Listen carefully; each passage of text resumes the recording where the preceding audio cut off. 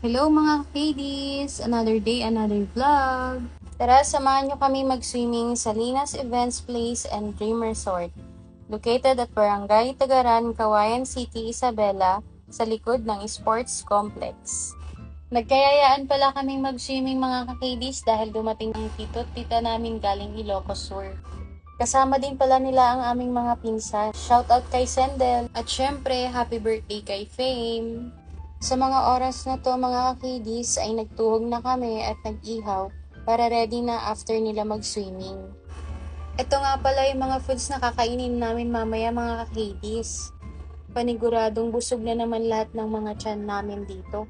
At syempre shoutout naman sa napakasipag at napakabait kong ninong. Oy, ano yan? Nakabidyo kayo, nakabidyo. At ito nga pala ang magtito, si Brianna at si Tito Wendell. Apakit naman talaga ng batang to. At hindi pa nga nakontentong cute na bata na to, nagtampisaw pa sa swimming pool. Oh, ba't nakatulala ka kapatid? Anong iniisip mo? Sila nga pala ang mama at papa ni Brianna, mga kakadis. At syempre, dahil ligong-ligo na si Baboy, binigay mo na si Brianna kay Tita Wendy. Mapapasana all na lang ako dahil sila nakapag-swimming at ako hindi pwede mga kakidis.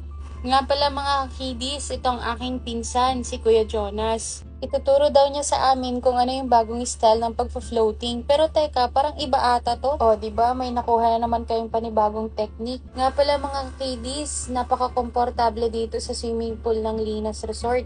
Bukod sa malinis na, malilim pa at mababait ang kanilang mga staff.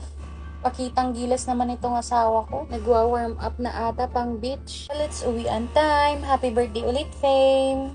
Maraming salamat po sa panonood. Kami nga po pala ang Kian Delta. Hanggang sa muli. Bye!